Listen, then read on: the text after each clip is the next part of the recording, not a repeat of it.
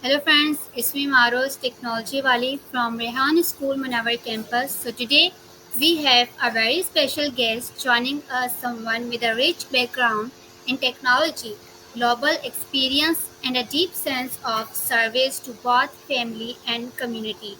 He is a semi-retired IT support expert who is currently diving into the world of artificial intelligence and cybersecurity with an associate degree and multiple certifications.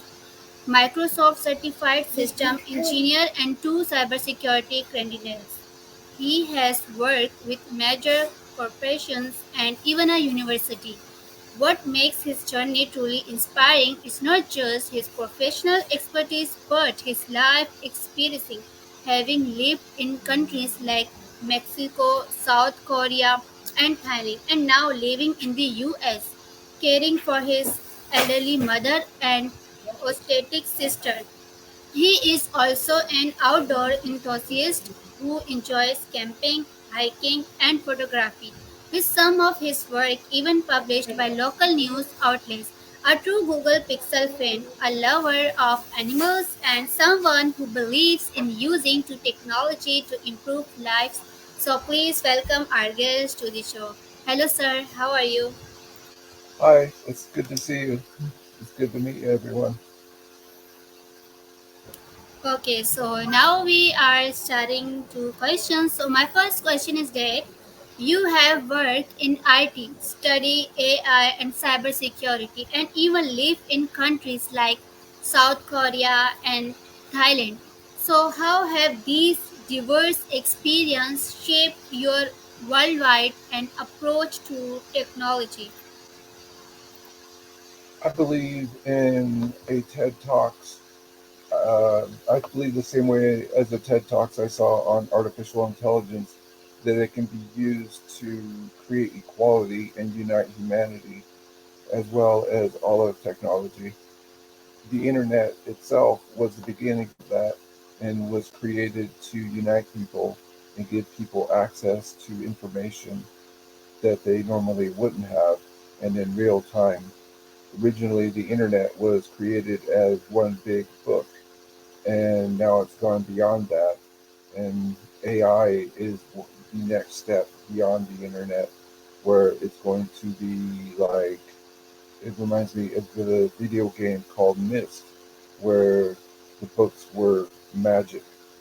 And so AI is almost magical in that, for example, my smartphone, the Pixel 8 Pro, has Project Astra, and I can share my screen, and the artificial intelligence will interact with it, whether it's job applications, asking it about my mother's health diagnosis, and I can do also sharing the back of the video camera, or simply ask live questions about my mother's health diagnosis. And it's something that Google's into, and I wish I could be involved in as well, even if indirectly not working for Google, but another company. They have a conference called the Checkup 2025 on YouTube, and it's about how Google is involved in health. So whatever company I get involved in, I would like to be involved in health in some way. So, sir, I want to say that really you are brave, that you are doing so well, and you also care a lot your mother. So, may God bless your mother and convert your all problems into ease. Know that you are so brave and doing good. So, with your background in cybersecurity, so how do you view the role of cyber defense in today's geopolitical tensions, like especially between neighboring like countries like Pakistan and India, like what's going on now? I think cybersecurity is important to protect the citizens, especially. The militaries have their own tools and cyber weapons, as they call them, for defense and offense. But the real people that have no way of protecting themselves are really the ones that suffer, just like in the regular casualties of wars. I think that both sides deserve some safety and peace of mind because whatever the governments do, I've heard a saying, and it sounds a little bit political, but it's also philosophical. wars are started by old men that hate each other and fought by young people that don't. It's really the innocent civilians that suffer. And that's why I like my Pixel 8 Pro, for example. It has call screening, built-in security features. Um, the call screening uses an AI to block unwanted scammers. I have um, a security suite to protect me from Bluetooth attacks, from malware, worms, what do they call that? Things that are new threats that aren't in the system database, anomaly detection. And so I think everyone should have that. And if Pakistanis want to use something, I highly recommend Bitdefender if they have Android, and it might be available for iPhone as well. And anyone that wants to use that. And I hope there's peace because through prosperity, there comes peace. It's when there's scarcity that people fight over things. And really, there's no point in this age of prosperity. I read a book recently called Abundance. The Future is Better Than You Think by Peter Diamandis and Stephen Kotler. And it says the world is much better than it was before. And people don't realize it from the negative news. And there's always going to be bumps along the road. But overall, it'll smooth out in the end. People make treaties even after they fight, such as World War II. We were very awful enemies with Japan, Germany, and Italy, and now they're one of our biggest allies. But now China and Russia, who were our allies before, are our supposed enemies, although we do trade with China. And for a while, we were sharing intelligence with Russia. And so things can change, and it's not always for the bad. And hopefully, things smooth out for both sides.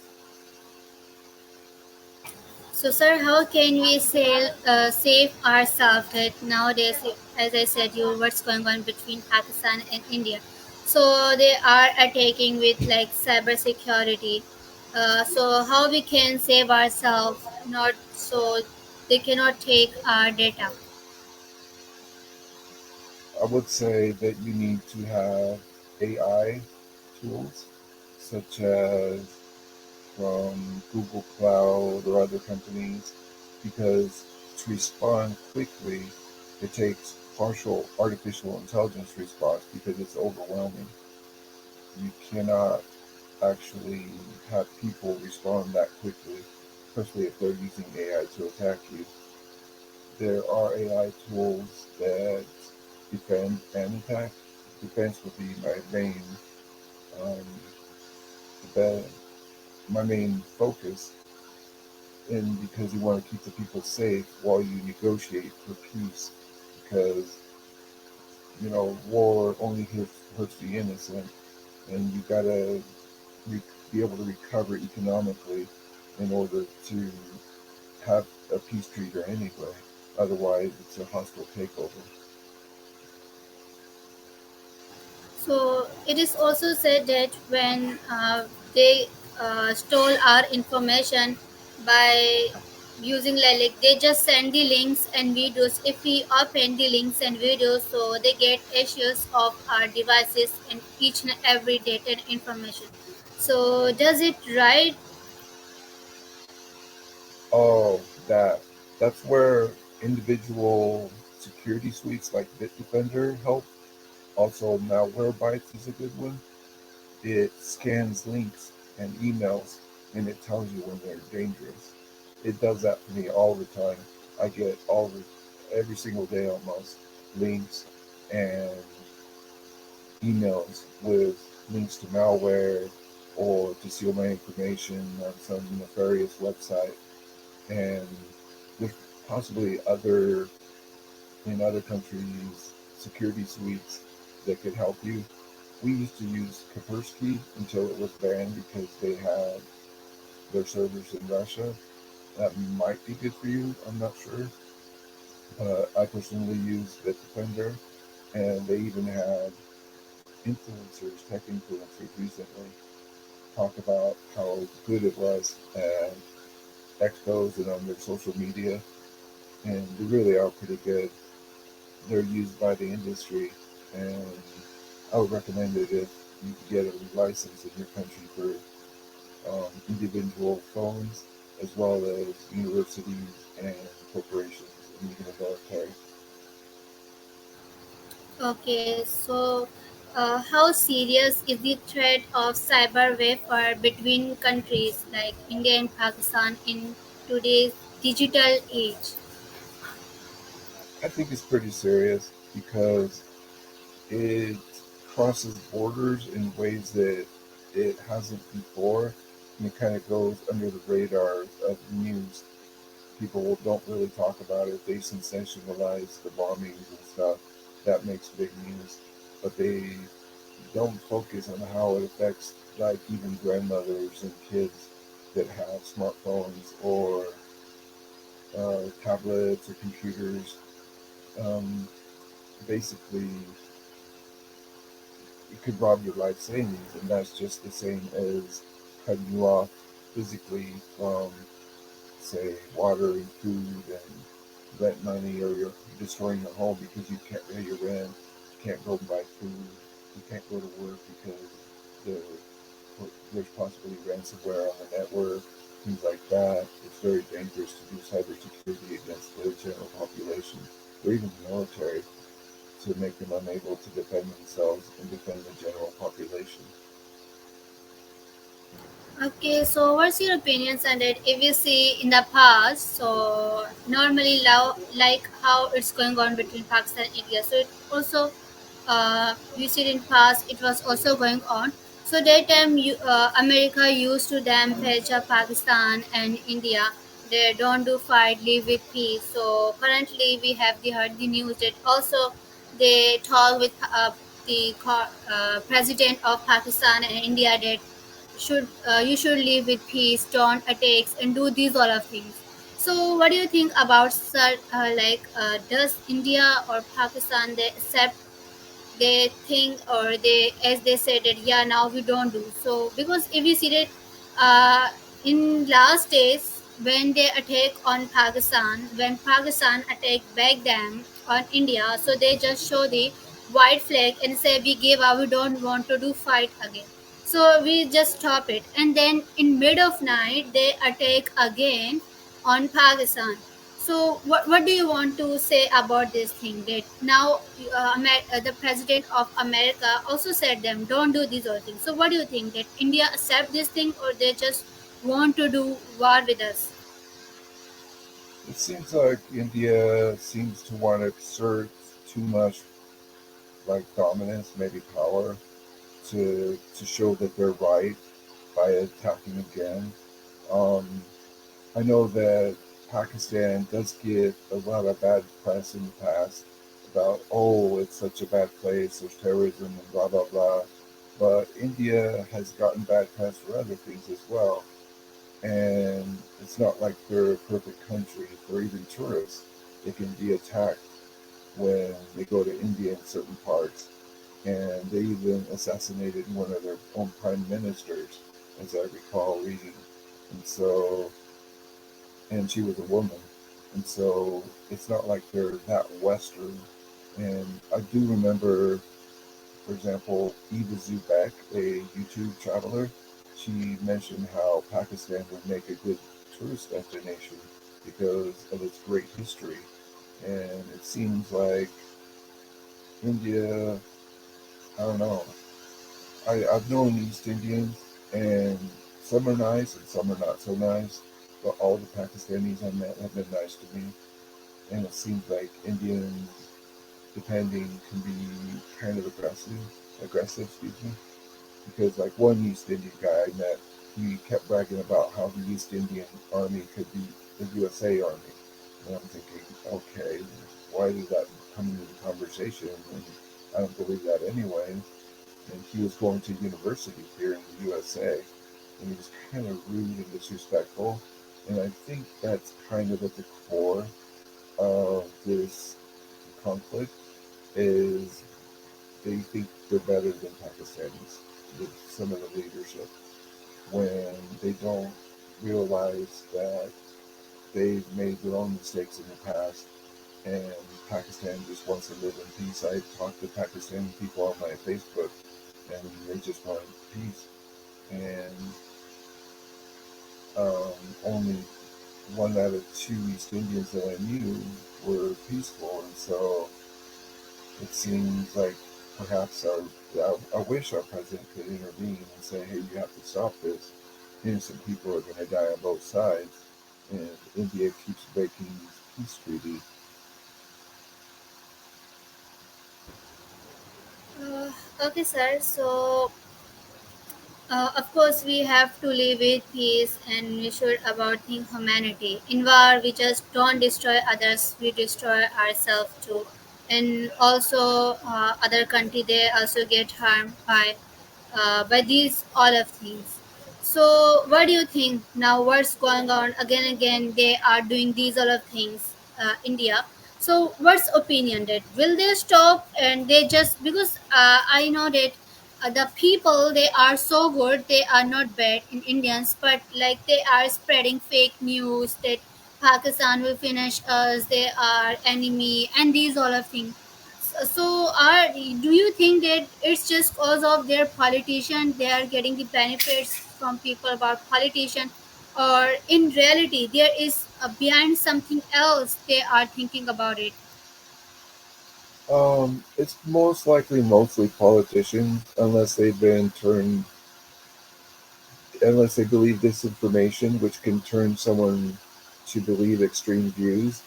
The problem with the modern day information, I guess you would call it spin doctors, is they can use AI and computer video editing and things like that to change things to look as if they're not what they are.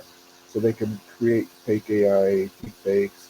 They can edit video to make it look like someone said something or take something out of context, and then they think, oh yeah, let's go get Pakistan, and then both sides could end up doing that in retaliation. But mostly it seems like it's coming from India. Here we have the same problem. Um, we have deep fakes. Um, We have video editing by news agencies to take politicians' speeches out of context, things like that. And it's a shame because there could also be third parties involved. There's people who benefit from war, and they would take an intelligence agency to determine did this originate in India originally, or is someone standing to gain from conflict between India and Pakistan? Because there's what's called the butterfly effect. It starts somewhere, and no matter how small it is, it can affect the rest of the world.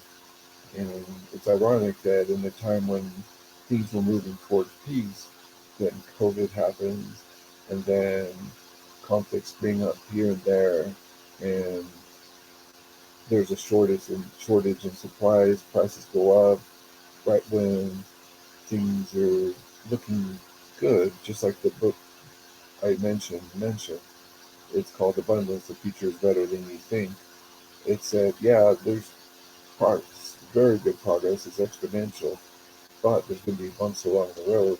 And apparently, these are the small, not so small bumps, but in when we look back in history, hopefully we'll think, oh, that wasn't as bad as it could have been. Not like World War II, but it's bad. And who knows? I think it's entirely possible there's a third party involved, but hopefully not. Hopefully this just settles down and it's just the politician making bad judgment errors. Yeah, you are right, sir. It happens every time whenever the when it's around when the like in India when the elections are around the corner. So it always happens. They are spreading fake news about us and these other things. And also you said it. They also added video with the help of AI. Yeah. They also play in TV channels in their news that India has demolished Pakistan. Their take on is no one is live in Pakistan. So when we see it, So we get like amazed, like what happened them. They are just showing the fake news of their people, and they are making them like, yeah, we have won the war, and we are something. We protect you, so give us award to us, and these all of things. So, what's your message about for Pakistan people and India people? I would say don't believe the regular news. Um, there's a new. I bought a book. The introduction is kind of crude, but it's called "Trust Me, I'm Lying: Confessions of a Media Mogul," and it's well known that news can be fake. Even back in the 1980s, there was a song called "Dirty Laundry" by Don Henley, a famous musician, and even before that, in the day of black and white television, there was a famous actor who was a cowboy. He said something like, "Don't believe anything you read and only half of what you see." Um, Paid more attention to YouTube travelers who visit countries that say the people are wonderful, they're welcoming, the food is wonderful, the culture is great and interesting, so is the history. There's multiple. They go to countries where even my government's like, oh, there's a travel advisory. Don't go there. The people are violent, blah, blah, blah. And these YouTube travelers are even going to North Korea. They're going to China. They're going to Russia. And everything's fine. And you can't believe everything you see online or on TV. I would stick to certain sources, not Twitter, not news. It's degraded as far as accuracy and intent. And search out your sources. Read good books about history and culture, and you'll see that we're all the same.